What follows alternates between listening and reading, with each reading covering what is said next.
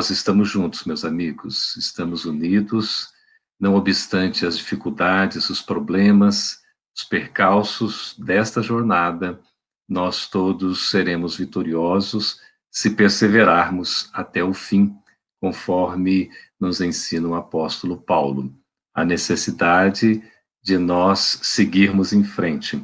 E nós vamos tratar exatamente nesta oportunidade de um tema que é muito curioso e gostaríamos, a nossa produção aí sempre conta com a participação daqueles que estão nos acompanhando, assistindo, para que a gente possa fazer assim algo interativo, né? Possamos nos sentir bem à vontade para poder aí fazer os nossos cumprimentos, como a gente já vê, né, as participações acontecendo, e podemos também fazer aí os nossos apontamentos, as sugestões, enfim, as opiniões. Vocês podem estar anotando eventualmente uma pergunta ou outra e nós vamos conversando. Então, nós vamos fazer algo interativo, como o próprio meio social, nesse caso a rede social, nos permite, não é? E a gente vai matando essa saudade, né? Aos pouquinhos, conversando, nos sentindo mais juntos uns dos outros. E o nosso tema da noite é ação. É ação. Essa palavra ação é algo assim tão significativo, porque já nos leva logo a uma reflexão. Se nós somos aqueles agentes de mudança, ou se nós somos observadores, espectadores da realidade. Há uma frase que é atribuída ao maior cientista do século XX, notadamente da primeira metade, né, dos primeiros 50 anos, que é Albert Einstein. E ele disse que nada acontece até que algo se mova. É uma expressão curiosa, ela até denota, assim, à primeira vista, uma coisa um tanto quanto óbvia, não é?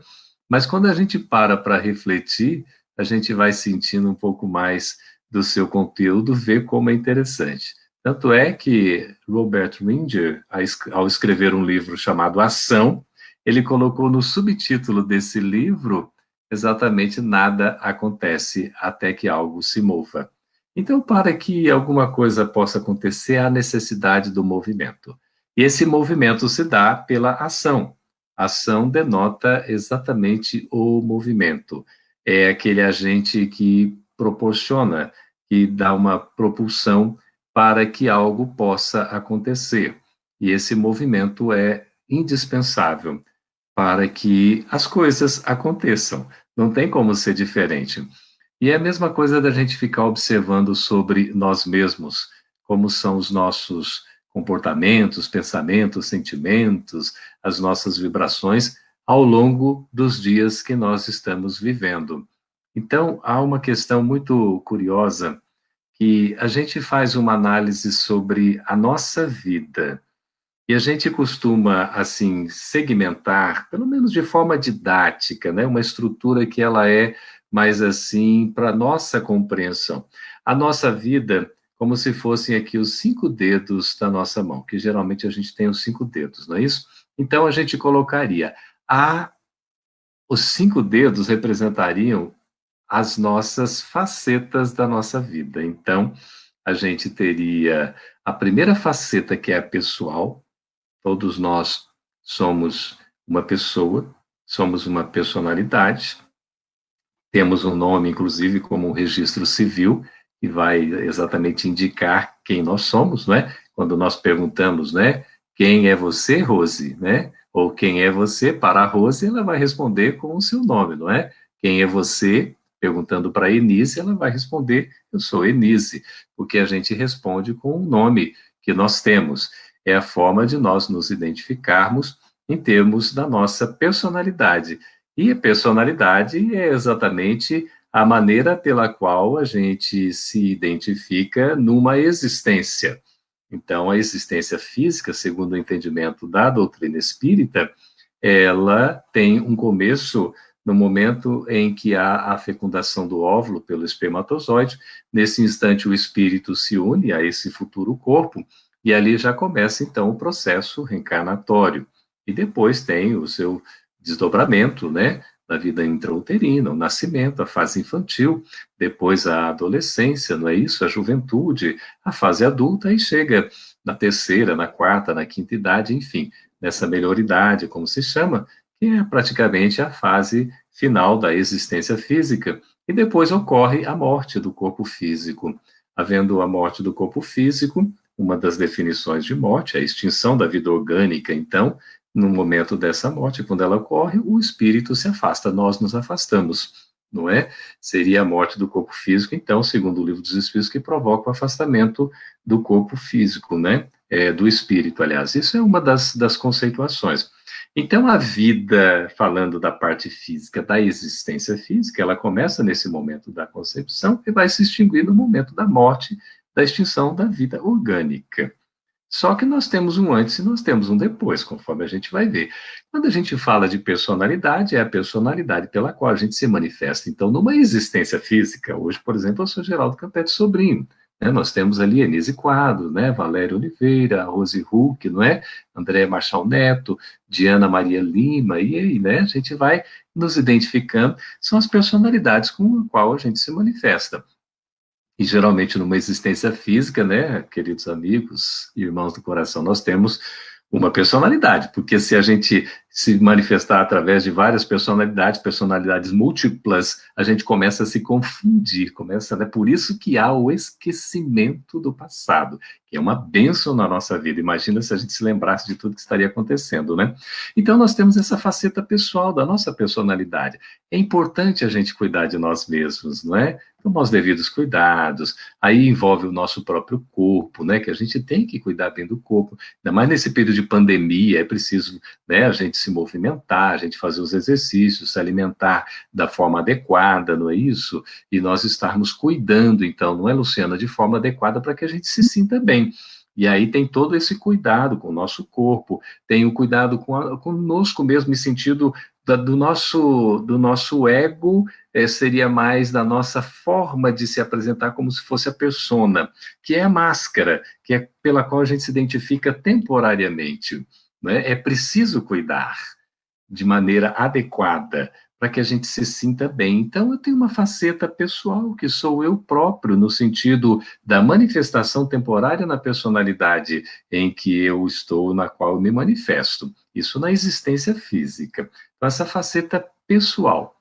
Eu também tenho uma outra faceta da minha vida, como todos nós temos, que é a familiar. Todos nós nascemos numa família, né? A gente tem a oportunidade de vir num grupo familiar, nós nascemos através, não é, da oportunidade que a gente tem da reencarnação, geralmente somos abrigados num núcleo, não é, que nos recebe e tudo mais. E a gente tem os nossos pais, os nossos irmãos, né? Graças a Deus, a gente é sempre recebido de uma forma direta ou indireta, mesmo aqueles que sejam de forma consanguínea ou não, né? Os filhos do coração, né? Os familiares do coração. Mas importante é que é uma família que se forma e que é tão importante que a gente precisa também cuidar com zelo. É preciso cuidar do outro, é preciso que o outro cuide de nós. Essa relação, né, na família, ela é fundamental. Nós somos seres sociáveis, né? Nós somos seres gregários, a gente precisa dessa relação.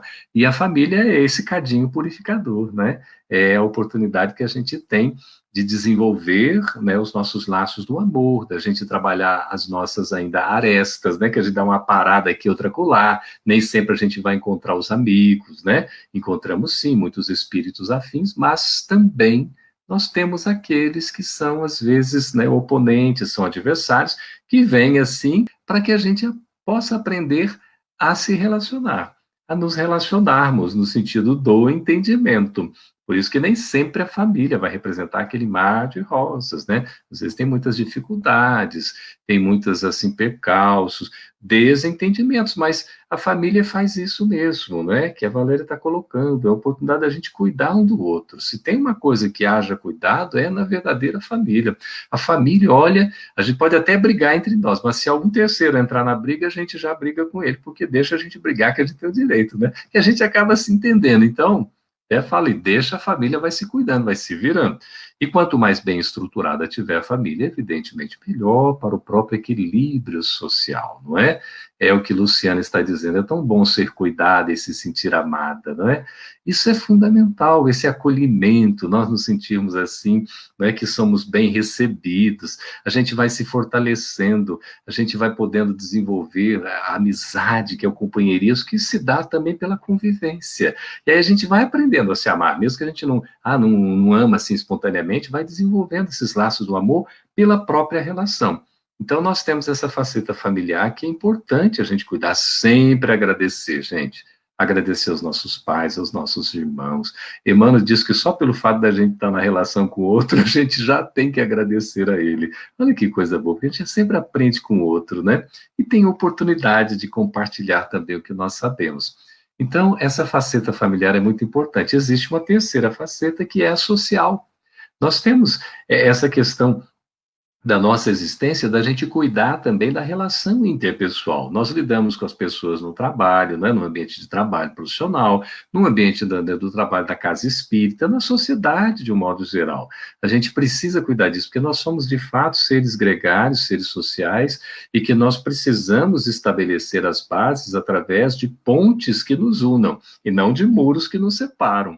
Hoje nós estamos vivendo aí, em pleno século XXI, uma efervescência, né? Parece assim que surge, o mal vem à tona e precisa muita coisa ser trabalhada. Por quê?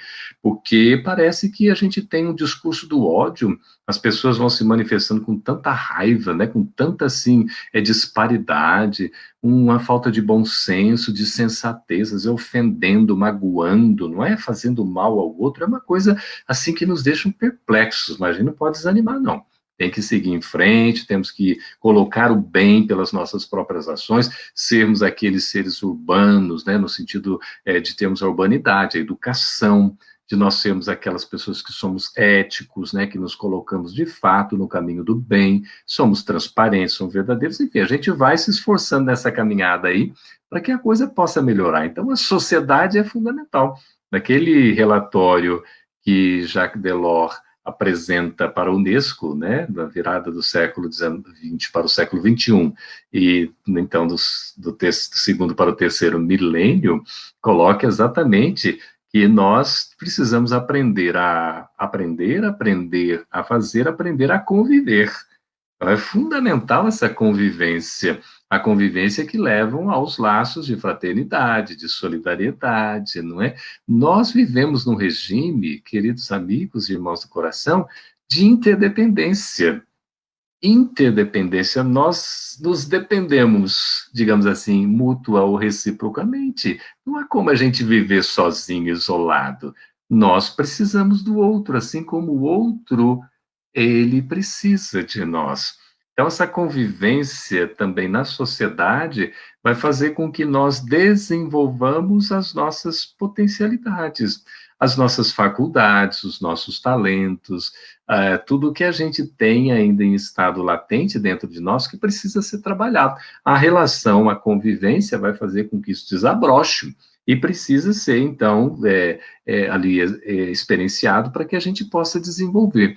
Por isso, o outro, ele é fundamental na nossa vida, a gente precisa considerar e aprender a amá-lo do jeito que ele é, respeitando as suas características, as suas peculiaridades. Por quê? Porque nós também temos a nossa maneira de ser. Cada um de nós aqui não é igual ao outro, nós somos seres semelhantes, mas manifestamos a nossa maneira de ser de acordo com o que a gente vai se relacionando com um, com o outro.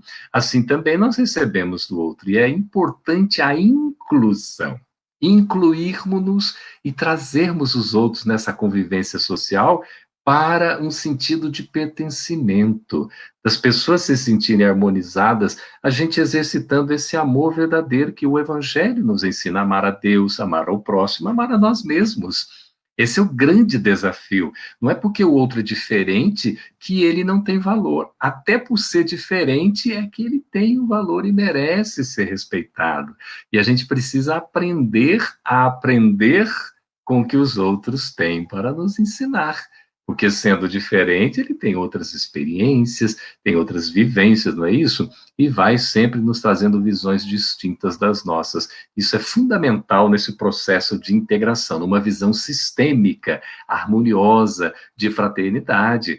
Veja que o Evangelho coloca exatamente lá nas Bem-aventuranças, no Sermão do Monte, quando começa Mateus capítulo 5, não é? E também tem lá em Lucas um resumo no capítulo 6. Veja, bem-aventurados os mansos, porque eles herdarão a terra. Então é preciso que a gente seja manso. O que, que é isso, né? Nós temos essa pacificidade, ou seja, nós sermos pacíficos, nós sermos aqueles brandos, nós sermos dóceis. Isso não significa ser bobo. Ah, eu sou bobo, então eu sou manso. Todo mundo que é manso é bobo. Não, não é assim. Eu sou manso porque eu tenho uma atitude que é de respeito, que não é de violência, né? Não é de agressividade. Não preciso empregar esses recursos, porque, na verdade, eles vão denotar muito mais ainda um estado de inferioridade do que um domínio sobre mim mesmo. Então, eu preciso levar o entendimento para ir ao encontro do outro, não de encontro. Quando a gente vai de encontro, a gente vai no choque, né? Parece que vai brigar. Ao encontro, a gente vai para abraçar, para entender, para poder estar aberto, para, inclusive, facilitar a comunicação. Então, é fundamental a gente considerar essa faceta social. Veja que os nossos desenvolvimentos se dão exatamente nas relações sociais. A gente precisa do outro para nós evoluirmos nesse sentido da relação interpessoal. O outro nos conhece muito, muito mais do que a gente poderia imaginar. Às vezes a gente tem dificuldade de estar se vendo, se enxergando, o outro, numa fala, de repente, ele consegue identificar o que a gente não estava conseguindo. Não sei se já aconteceram com vocês, comigo já aconteceu, eu quero relatar rapidamente aqui. Estava diante de uma colega de trabalho, e à época eu estava chefe de uma unidade, e ela trabalhando na equipe e tudo, ela disse, olha, eu tenho algo para lhe falar que é muito sério, porque há uma pessoa na equipe que eu fiquei assim muito, assim, até desanimada, eu fiquei até decepcionada, porque é uma pessoa que usa de muita força, é uma pessoa que não tem habilidade, é uma pessoa que é agressiva, é uma pessoa que acaba assim nos impondo umas condições e a gente não se sente muito bem, muita vontade. E eu, estando ali, gestor, né, da unidade, eu fui me incomodando com aquilo. Eu falei, olha, a gente não costuma, por uma questão ética, perguntar quem é e tudo, mas nós podemos falar aqui na base da confiança, porque você me trazendo isso, agora eu sou corresponsável e eu preciso tomar as providências. Então, eu gostaria que você me dissesse, por favor, quem é essa pessoa. Aí ela olhou bem, bem para mim assim e disse, essa pessoa é você. Essa pessoa é você. Ai, meus amigos, meus irmãos, aquilo foi assim para mim um choque, para ver o tanto que eu não me conhecia.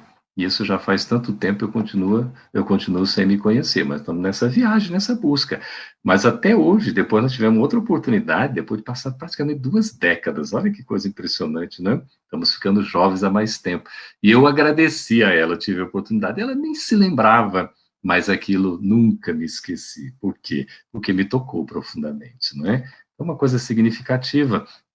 E ela deu um toque para a gente poder melhorar, né, gradativamente, enfim. Então, essa faceta social é importantíssima. Existe uma quarta, que é a faceta profissional. Nós todos temos uma ocupação, uma tarefa, um serviço, enfim, né, para nós nos dedicarmos. Emmanuel fala no Pensamento e Vida da vocação, como é importante. Você está fazendo algo que gosta, né? Se não necessariamente a gente está fazendo algo que seja o ideal, como a gente falou ontem, né? Que a gente pelo menos esteja envolvido no sentido de gostar do que está fazendo. Isso é fundamental, né, uma ocupação útil, a gente está ali na dedicação na tarefa, a gente se desenvolve muito, o trabalho dignifica a alma, não é isso? E a gente se desenvolve, a gente aprende, né, adquire forças e tudo mais pelo trabalho. Então, essa faceta profissional, ela precisa também ser cuidada, a gente precisa se sentir bem, tem que estar envolvido, é muito importante. E existe uma quinta faceta, que é a mais importante de todas. Eu queria que vocês escrevessem aí, por favor, rapidamente. Qual que é essa faceta? A mais importante de todas, já falamos da pessoal, da familiar, da social, da profissional. Está faltando uma, gente, que é fundamental. Se a primeira que a gente colocou trata da personalidade, da persona, da máscara, do ego, não é? Existe aquela que fala do eu profundo, do self, de nós que somos o próprio espírito. Essa é a faceta Isso, Felipe. Muito obrigado. O Felipe está colocando espiritual. Essa faceta espiritual. Nós somos espíritos imortais. Transitoriamente estamos aqui, viajantes na Terra, nesta presente encarnação, numa existência física, estagiando então através de um corpo que é um sistema que nos permite a manifestação no ambiente e na relação com o nosso próximo. A gente tem que valorizar muito esse sistema, este instrumento, esta vestimenta valiosa. Mas nós somos espíritos imortais, viemos antes e seguiremos depois. Essa é a existência que vai para além do físico, porque transcende, é a nossa vida verdadeira. É exatamente aquilo para o qual nós devemos nos projetar. Por isso que a gente costuma se perguntar, né, de onde nós viemos, para onde nós vamos. Nós viemos do mundo espiritual, voltaremos ao mundo espiritual. O que nós estamos fazendo aqui, nesta jornada terrena? Estamos aqui exatamente para evoluir, para, sendo úteis ao nosso semelhante, nós desenvolvermos os processos da caminhada para o encontro da felicidade, na busca de nós mesmos, para que a gente possa estabelecer as relações mais saudáveis com o nosso próximo e sempre buscando o desenvolvimento pela evolução, pelos esforços, pelas experiências, pelos aprendizados que a vida sempre nos concede, e a gente sempre tem que agradecer por isso. Então, nós somos seres espirituais, nós somos espíritos imortais, e esta perspectiva faz toda a diferença na nossa vida, porque nós vamos agir, nós vamos nos movimentar, no sentido não apenas de angariar as conquistas que são para o momento presente, né? Para esse instante da existência física, mas nós vamos projetar para além, sendo transcendentes. Aquele processo em que a gente vai enxergar mais longe, um horizonte mais amplo, a capacidade de entender o futuro que nos aguarda, que é consequência do presente que nós estamos vivendo naturalmente.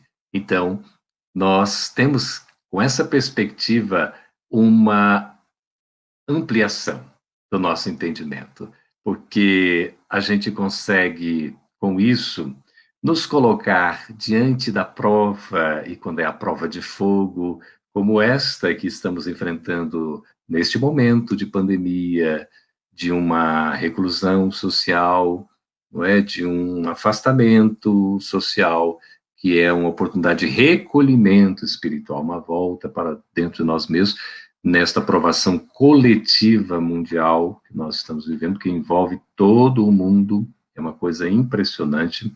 Então, nós temos uma grande oportunidade de também nos conhecer um pouco melhor, no sentido do nosso eu profundo, quem nós somos realmente como espíritos. E aí podemos definir com clareza qual é o nosso papel, a nossa função aqui na Terra, o que nós estamos fazendo e por que nós estamos fazendo, né? E para onde a gente vai depois daqui. A gente sabendo da lei de causa e efeito, nós vamos tentar sempre fazer o melhor ao nosso alcance. Então, refletindo sobre essas 5 facetas da nossa existência, a pessoal, a familiar, a social, a profissional e a espiritual, nós refletimos sobre os objetivos da nossa vida ou da nossa existência. Todos nós temos objetivos, e é bom que assim seja, porque a gente tem que saber para onde a gente está querendo ir, onde é que nós queremos chegar. Não é isso? Isso dá um dinamismo, isso dá uma motivação, isso faz com que a vida tenha algum propósito, algum sentido, porque senão a gente não sabe nem para onde vai, não tem perspectiva alguma, fica complicado. Então, a vida precisa ter sentido. Não vamos deixar aquele vazio existencial tomar conta de nós e vamos nos ocupar, então, com o que é útil, com o que pode ser realizado. E aí, então, estava refletindo. Para a gente alcançar qualquer objetivo na nossa existência, ainda aqui mesmo, física, e projetando para a vida mais ampla ainda, não é? Seja este objetivo ligado, por exemplo, à questão nossa pessoal, seja ligada às questões familiares, sociais, profissionais ou espirituais, a gente precisa se utilizar como se fôssemos dar 4 passos necessário que a gente considere no nosso interior como a necessidade de nós realizarmos. Seriam 4 pontos fundamentais de ação. Eu queria, então, desenvolvê-los com vocês à medida que vamos tendo a participação tão bem-vinda de cada um de vocês. Podem escrever. Veja bem, para nós atingirmos qualquer objetivo na nossa vida, seja pessoal, seja familiar, social, seja profissional, seja espiritual, é preciso começar. E esse começo se dá com o despertar da potência anímica, que, ou seja, é a força da nossa alma, que vem de dentro, que é a mais importante de todas, que Leon Denis, filósofo e poeta do Espiritismo, filósofo porque escreve com profundidade, e poeta porque escreve com uma beleza admirável. Ele vai dizer no livro O Problema do Ser, do Destino e da Dor, e aqui no Brasil a tradução ficou também com o da dor, no original francês é o problema do ser e do destino. Quando fomos traduzir aqui no início do século XX, houve um pedido da FEB, Federação Espírita Brasileira, solicitando que se incluísse a expressão e da dor, e houve uma carta de resposta do próprio Leon Denis autorizando. Então o título na tradução para o português aqui no Brasil ficou como O Problema do Ser, Destino da Dor, porque é um livro dividido em 3 partes. Fala realmente do problema do ser, fala do problema do destino, e a terceira parte fala das potências da alma, na qual ele inclui como potência da alma a dor e também o significado, o sentido da dor na nossa transformação, sobretudo moral, espiritual. Qual é a primeira potência que Leon Denis coloca? Por favor, podem escrever aí. A potência que Leon Denis coloca, que é aquela força que vem de dentro, exatamente a vontade. Tudo começa com a vontade. A vontade é aquele desejar, é aquele querer, é nós estarmos dispostos, é nós alimentarmos aquele sentimento, aquela intenção de realizar alguma coisa. Então, a vontade, ela nasce de dentro de nós.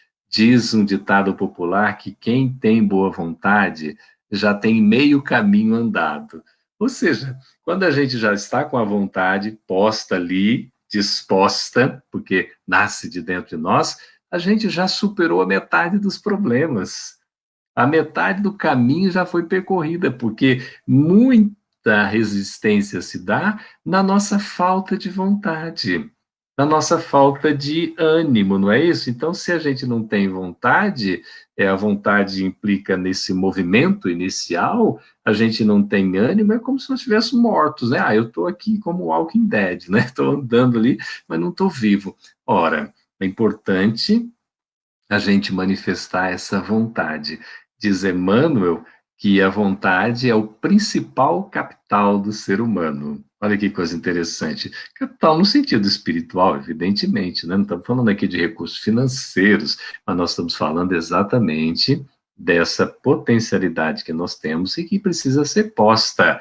Para a ação acontecer, esse movimento começa exatamente dentro de nós. Então, a gente tem aí essa boa vontade. A vontade é aquele impulso que nos leva a realizar alguma coisa. Tudo começa com a vontade.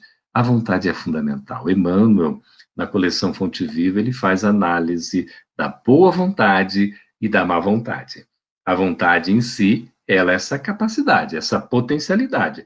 Porém, se ela é boa, ou a vontade é boa, a gente vai realizar. Se é má vontade, a gente fica estagnado, né? Fica parado, parece que dá aquele desânimo, uma falta, né, de vontade mesmo, não tem interesse, e aí a coisa vai. Ora, se, gente, nós não temos interesse, quem é que vai realizar? Ora, se eu tenho um objetivo alcançado, né? Seja ele de que natureza for, como estamos aqui comentando. Se eu próprio não empreendo, não é?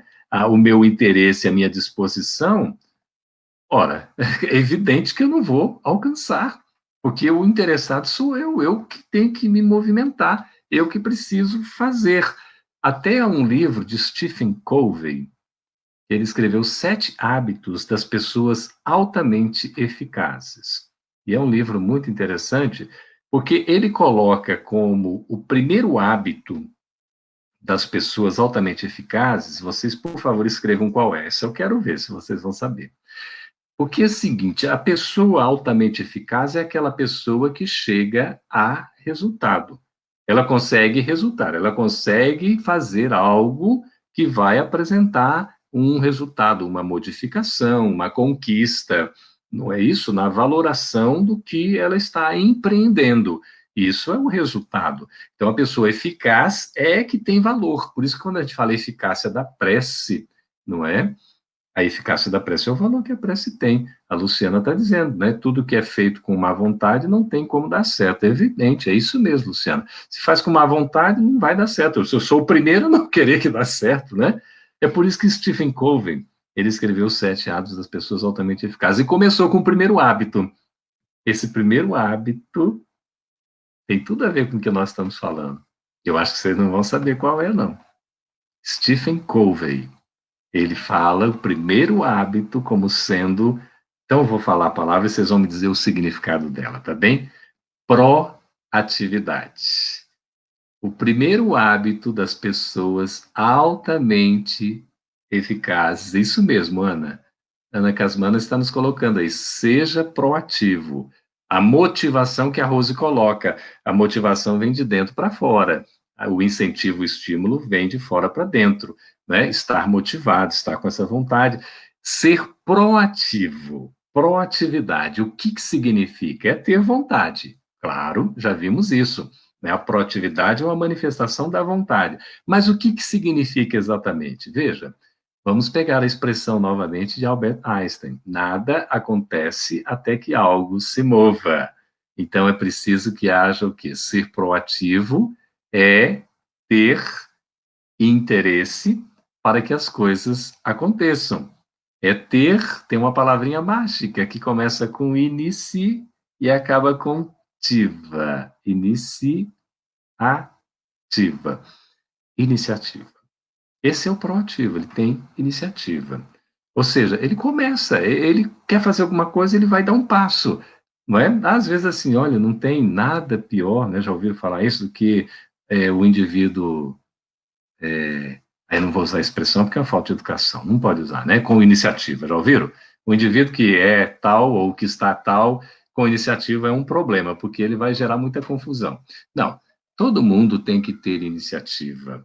Todo mundo precisa ter iniciativa. E é claro que a gente vai se preparando cada vez mais. Olha, a Luciana, a Rose, a Valéria, todo mundo colocando iniciativa. É isso mesmo, temos essa iniciativa. É nós desejarmos fazer, darmos o primeiro passo, é nos movimentarmos, não é, Rose? É isso, essa disposição, essa iniciativa. Eu vou começar. Então, a vontade é o primeiro elemento fundamental para a gente atingir qualquer objetivo na nossa vida. Mas, para além da vontade, é preciso ter a perseverança, que é o segundo passo. Vão anotando aí. Vontade, agora perseverança. O que é a perseverança? É a constância da vontade. É quando eu tenho a minha vontade que ela vai sendo alimentada sempre por mim, evidentemente. Porque eu estou sempre proativo, eu sempre tenho iniciativa. Eu quero dar continuidade. Eu não sou aquele fogo de palha, né? Meu papaizinho querido dizia assim: a gente às vezes é como o rojão. Não sei se vocês já ouviram falar do rojão. Aquela bomba assim que você solta, né? Explode em festas juninas, normalmente no Brasil, era muito utilizado, né? Então você tem o rojão, você solta, ele vai, explode, depois ele volta batendo, aquela coisa toda. Então você tem aquela empolgação, aquela coisa, e de repente já afrouxa logo. Por quê? Vem um problema, né? Vem a dificuldade, vem um obstáculo, e eu já não vou dando conta, eu já vou querendo logo, tá muito difícil, eu vou querendo desistir. Isso não é o ideal. É por isso que a perseverança é a constância da vontade. E Emmanuel também vai nos ensinar que a perseverança é a base da vitória. Só são vitoriosos aqueles que perseverarem. E diz as Escrituras, até o fim. E aquele, não é, que perseverar é o que vai vencer. Por isso que é importante a gente ter perseverança, a determinação, não é isso? A gente ter disposição, a gente manter a fortaleza do nosso pensamento, a firmeza do propósito, tudo isso é a nossa perseverança. É aquele indivíduo que ele persiste, ele não desiste. É aquele indivíduo que é determinado, ele não se entrega fácil. Por isso que a gente tem toda essa caminhada de desafios que vão nos concedendo oportunidade para o nosso aprendizado. E vamos sempre avante. Não desistamos. Não nos deixemos desanimar. A gente tem que prosseguir sempre. Essa caminhada, ela é uma grande oportunidade para a gente vencer a nós mesmos, para nós nos conhecermos, para a gente se fortalecer e seguir em frente. Vamos tocando em frente. Para além da vontade e da perseverança, é preciso para a gente alcançar qualquer objetivo na nossa vida, daquelas 5 facetas que a gente elencou, é preciso ter fé. A fé é uma palavra diminuta, né? É uma sílaba apenas, não é? Ou é isso mesmo, né? É uma sílaba, você tem aí uma sílaba, outra sílaba, não é? Que forma esta palavra fé. Apenas uma vogal, uma consoante acentuada, e nós temos fé. Assim como a fé diminuta na sua palavra, é também a recomendação que Jesus nos fez. Se tivéssemos a fé do tamanho de um grão de mostarda, diríamos a esta montanha, transporta-te daqui para ali, e ela se transportaria, né? Seriam apenas 2 letras formando uma sílaba.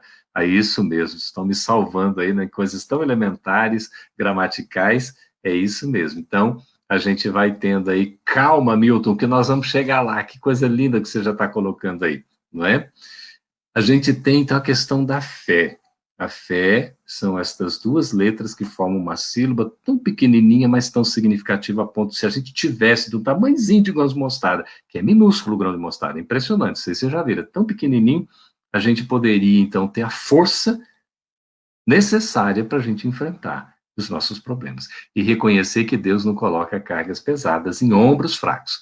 Se a gente está enfrentando uma prova na caminhada agora, queridos amigos e irmãos do coração, a gente dá conta de vencer. Então, Luciana diz que a fé é o firme fundamento daquilo que não vemos, mas temos a certeza de que se vai realizar. Oh, Luciano, você sabe que o Evangelho, ele fala da fé como sendo uma crença, confiança, não é isso? Esperança, não é? Todas essas coisas assim que são importantes. Mas Allan Kardec coloca no Evangelho segundo o Espiritismo uma definição que me toca muito, porque é uma das mais bonitas que eu acho sobre a fé. Porque fé é a questão da fidelidade, né? Ser fidedigno, ser fiel, a gente ser cumpridor dos nossos deveres, desse, digamos, contrato que nós temos, né, com a nossa própria consciência, diante da aplicação das leis divinas no cotidiano da nossa existência. Grave isso aí, porque eu jamais vou falar de novo assim.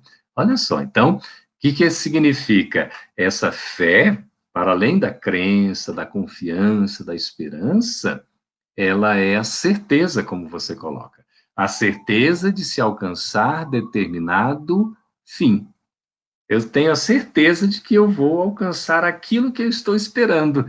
Então, no componente da fé, existe sim o esperar, a esperança. Mas eu tenho certeza, porque eu sei que vou conseguir alcançar aquilo que eu estou esperando. Isso é fé. Então, a fé ela é lúcida, ela não titubeia, ela é acompanhada sempre da esperança e da caridade, porque uma coisa se envolve com a outra e é uma trinca muito genial para nos dar um fortalecimento enorme, não é?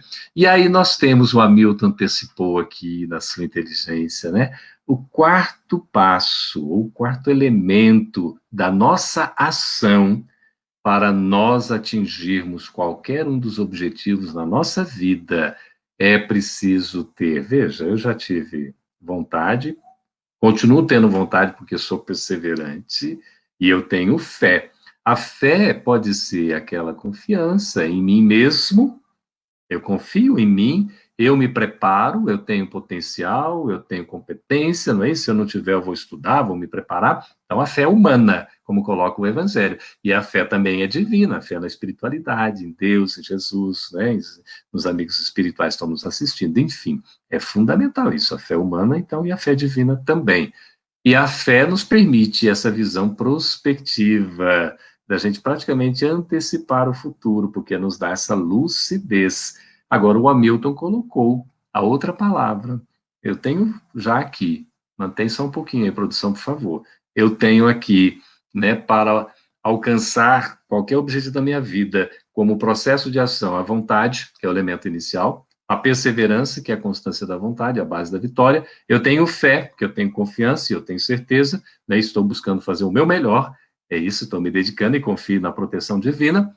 Mas, digamos, eu já tive esses 3 elementos, estou sustentando eles, desde a vontade, a perseverança e a fé, não atingi o objetivo. O que me resta ter? A paciência. O que o Hamilton escreveu. Paciência é a ciência da paz. É exatamente a arte de saber esperar. Como é importante ter paciência na vida. A paciência é uma conquista que se dá ao longo do tempo, fruto do esforço de cada um de nós. A gente perde a paciência com a maior facilidade, né? Parece assim, é muito bom, vai comprar né, um produto no mercado, e aí você está comprando a paciência. Você vai numa farmácia, né? Compra lá um medicamento que é a paciência. Seria muito fácil se fosse assim. Você pode até comprar lá alguma coisa que vai te tranquilizar um pouco, né? Vai acalmar um pouco a ansiedade. Não é isso? Você tem ali vários, né? Mas, no fundo, a paciência é algo que vem de dentro para fora. Também é uma coisa que a gente trabalha, uma conquista que a gente realiza ao longo do tempo. Por isso, a paciência é nós sabermos esperar que a vida sempre nos trará resposta, de acordo com as nossas perguntas. A vida jamais nos deixa sem respostas. Por isso, que diante de tudo que está acontecendo, e nem sempre essa resposta é como a gente gostaria que fosse, mas com certeza é na dose do que nós precisamos, de acordo com as nossas necessidades, porque Deus sempre faz o melhor para nós. Sempre Ele vai estar vendo o melhor para cada um de nós. Ele não quer o nosso prejuízo, Ele não quer o nosso sofrimento, Ele não quer que a gente seja infeliz. Deus é nosso Pai, Ele quer que nós sejamos felizes, Ele nos ama. Então é preciso que a gente tenha um pouquinho de paciência e dilatando a nossa visão, porque a paciência sendo a arte de esperar, e o poeta já diria, aquele que espera sempre alcança, como é importante a gente saber esperar. Saber esperar com dignidade, com honradez, não é isso? Eu sou paciente, uma coisa que eu me admiro. Olha que coisa linda, muito bem, né? Isso é importante, a gente também reconhecer as qualidades que nós temos, viu? É fundamental. Isso não vai nos trazer assim, eu sou orgulhoso por conta disso, né? Não, mas eu me sinto bem e vou reforçar, né? Eu que agradeço, viu, Ana? E a gentileza, o carinho, a presença de todos vocês. É uma satisfação muito grande, veja. Então, nós estamos colocando aqui, e para empreender a ação, para nós nos movimentarmos a ponto de fazer algo, alguma coisa, para conquistarmos qualquer objetivo na nossa vida, seja ele pessoal, seja familiar, seja social, seja profissional, seja espiritual, nós precisamos ter, então, vontade, perseverança, nós precisamos ter também a fé e nós precisamos ter paciência. Diga lá, mas olha, a paciência é algo que não é tão simples e vai levar um certo tempo para eu conquistar. Outros já conquistaram. Por isso que é importante a gente considerar que aquelas qualidades que nós não temos, a gente é capaz de conseguir com o nosso esforço. E nós, diante da vida, diante do que está acontecendo, nós somos o quê? Agentes de mudança. Nós somos agentes, aqueles que agem. Ação é um verbo agir, movimentar, realizar, empreender, fazer alguma coisa. Não deixar que a vida tome conta de nós, como diria o poeta também, deixe a vida me levar, ô vida, leva eu. Não, eu posso levar minha vida, eu posso conduzir a minha existência, eu dou conta, eu dou conta. Por isso que nós não somos meros espectadores ou observadores da realidade. Nós somos co-criadores dessa realidade como agentes de mudança, como aqueles que empreendemos a mudança, porque se tem alguma coisa certa que não vai mudar, é a mudança. A mudança vai acontecer, mais cedo ou mais tarde, de uma forma ou de outra, não tem como fugir. A mudança é algo fundamental. Então, Joana de Ângeles, ela vai nos trazer no livro O Homem Integral. São uns livros tão maravilhosos, né? O próprio título, assim, é algo muito bonito. Aqui está compilado neste livro que é Elucidações Psicológicas à Luz do Espiritismo. É do Divaldo Franco, Joana de Anjos, e a gente fez aqui um trabalho em equipe, a consolidação desse glossário. No verbete ação, Joana de Anjos, então, lá no livro O Homem Integral, aqui catalogado, diz assim: a ação é o coroamento das disposições íntimas, a materialização do pensamento nas expressões da forma. Mas vai falar bonito assim aqui na terra e lá no céu, não é? Que coisa impressionante. Dona Joana, que beleza na sua linguagem, que coisa linda. Nós temos que tirar o chapéu para a senhora. Olha, a ação é o coroamento das disposições íntimas. Então, quando nós vamos agir, já é um coroamento, porque a gente já tem aquela disposição, tem o interesse, então eu estou aqui com a vontade, né? E eu vou perseverando nessa vontade, e eu ainda tenho fé, eu tenho confiança e eu tenho paciência, quer dizer, eu completo esse ciclo, meus irmãos. Sabe que coisa linda? Então, é um coroamento das disposições íntimas, essa disposição em querer e em realizar. Isso é ação. A materialização do pensamento nas expressões da forma. Eu vou repetir isso, porque isso vai ficar gravado, porque é muito tocante, além de lindo, uma beleza narrativa impressionante, é de uma profundidade, de uma assertividade, assim, que nos causa um encantamento. A gente fica, assim, admirado. A materialização do pensamento nas expressões da forma. A materialização do pensamento. Nosso pensamento, não é, Bianca? É tão lindo, não é isso? Joana é 10, é uma coisa assim maravilhosa. Veja, a materialização do pensamento. O nosso pensamento é materializado nas expressões da forma. Por isso que é importante considerar a chamada ideoplastia, plasma, né, o que dá forma, a ideia, e o pensamento e a vontade é que fazem isso. Por isso que a gente precisa referenciar aqui também o capítulo do Evangelho segundo o Espiritismo, só para a gente não perder, que o nosso tempo vai voando. O Evangelho segundo o Espiritismo, obra aqui codificada por Allan Kardec, fundamental, capítulo 27, quando fala pedi, obtereis, a força do nosso pedido. Pedi, obtereis, batei, abri-se-vos-á, não é? Buscai e achareis. Quando fala da ação da prece, a transmissão do pensamento, Kardec vai nos ensinar, não é, que o Espiritismo torna compreensível a ação da prece ao explicar o modo de transmissão do pensamento. Quer o ser a quem oramos atenda ao nosso apelo, quer apenas lhe chegue o nosso pensamento. O nosso pensamento tem uma força impressionante. A energia da corrente guarda proporção com a do pensamento e da vontade. Então, veja, essa energia que vai ser, né, alimentada pelo nosso pensamento e a nossa vontade vai ser mais forte ou mais fraca, dependendo dessa potencialidade do nosso pensamento e da nossa vontade. Nizanguanais, que é um publicitário, ele vai dizer que o que fica pronto na vida foi construído antes na nossa mente, ou seja, nas ideias, não é isso? Por isso que Joana diz que é a materialização do pensamento nas expressões da forma. Isso é ação. A ação não é só algo teórico, não é algo assim que a gente fica só pensando, refletindo no mundo ideal, beleza, lindo, maravilhoso. Mas precisa ser concretizado, materializado, né? Então, a materialização do pensamento aqui nas expressões da forma. É isso aí mesmo, olha, muito bonito a nossa produção, né, com a participação da Federação Espírita da Flórida, está colocando exatamente esse trecho. Joana de Anjos diz mais, no livro que é Vida, Desafios e Soluções, aqui compilado também no Elucidações Psicológicas à Luz do Espiritismo, vai dizer que ação é palavra de ordem em todo o universo. A ação é palavra de ordem em todo o universo. Há movimento no universo. Tudo começa com o movimento, como nos ensina Leon Denis. Tá tudo se movimentando o tempo todo. Nada é estanque, isolado, parado, estagnado. Tudo está numa dinâmica maravilhosa de construção, reconstrução, de criação, de cocriação, de aparente destruição para renovação. Tudo isso faz parte. O movimento constitui, então, o mecanismo que impulsiona a vida em todos os sentidos. Esse movimento, então, é um mecanismo que impulsiona a vida em todos os sentidos. Como é importante nos movimentar, nos sentirmos úteis, nos tocarmos profundamente com a dinâmica da vida. O ser humano somente se identifica com a sua realidade quando age.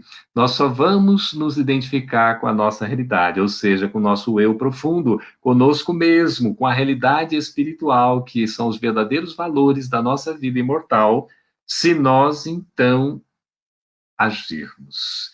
Quando nós nos tornamos úteis, que foi o que a gente tratou no encontro de ontem, desprendido dos bens materiais e das paixões pessoais ainda primitivas.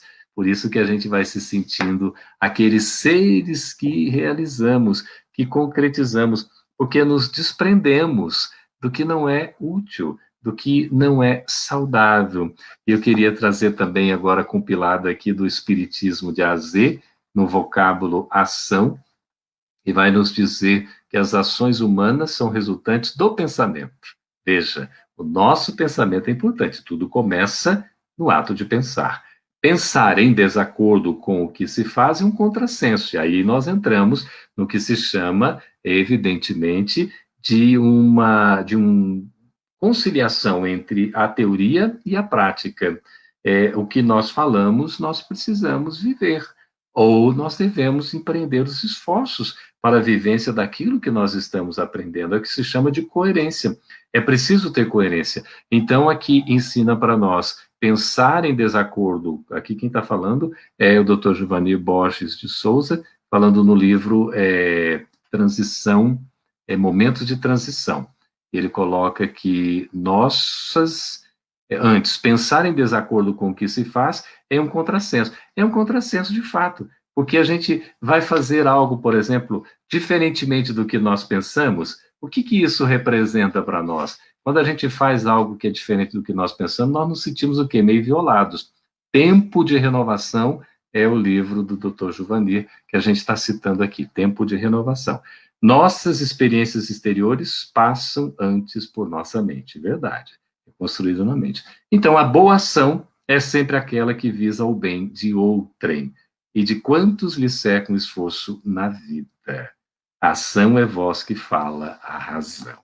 Então, a gente vai construindo essa caminhada muito interessante. Então, os agentes da ação aí, BJ, a vontade, a perseverança, a fé humana e divina e a paciência. São 4 elementos para a gente atingir qualquer um dos objetivos na nossa faceta, que seja, não é, pessoal, aí, familiar, social, profissional e espiritual, ok?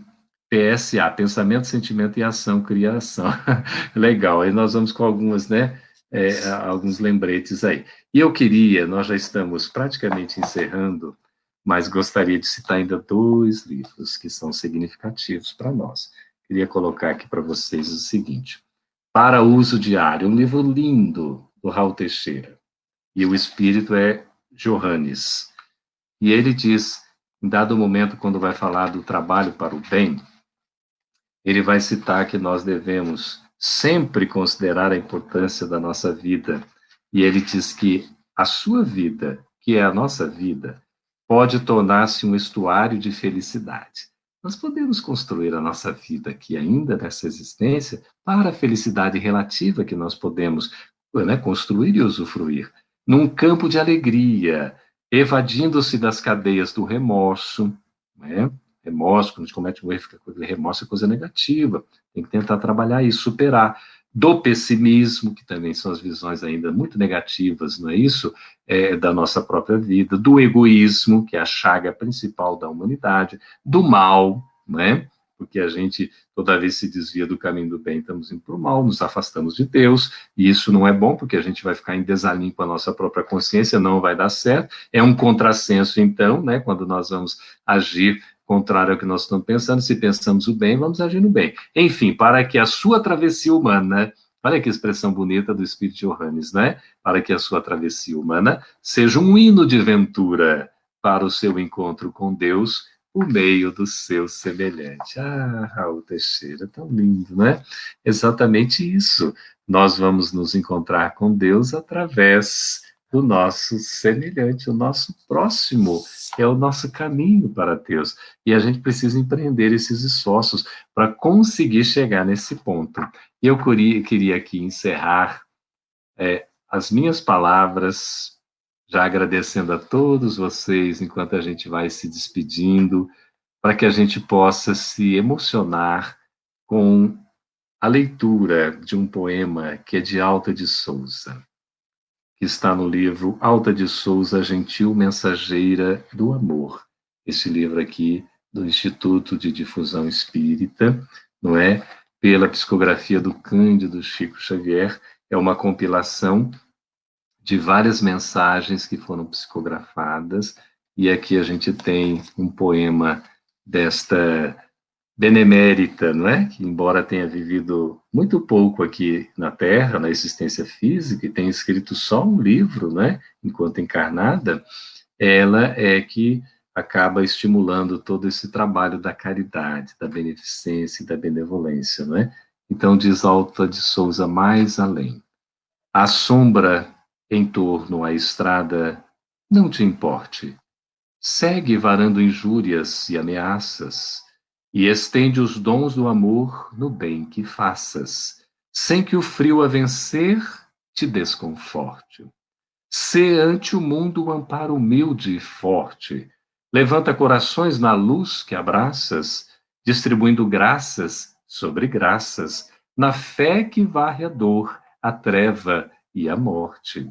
Por mais pedras à frente, ajuda e avança, por facho de bondade e de esperança, que o dever de servir jamais te doa.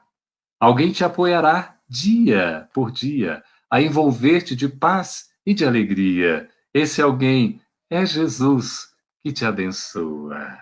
Oh, queridos amigos e irmãos do coração, que Jesus possa nos abençoar a todos. Muito obrigado pela companhia tão agradável de vocês nesta hora de conversa sobre o Evangelho e sobre o Espiritismo. Recebam o meu carinho no abraço virtual, o meu beijo no coração de cada um de vocês